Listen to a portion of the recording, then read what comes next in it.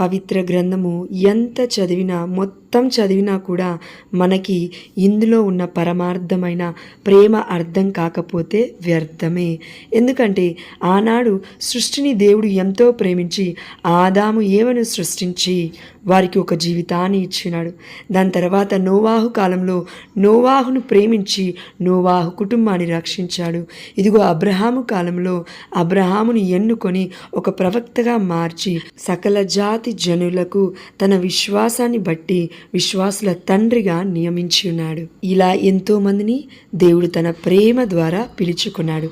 అయితే ఈ ప్రేమ మనకి అర్థం కావట్లేదు అని మానవ రూపంలో దివి నుండి భూమికి దిగి వచ్చి క్రీస్తు రూపంలో మనతో తన అమూల్యమైన ప్రేమను పంచుకున్నాడు.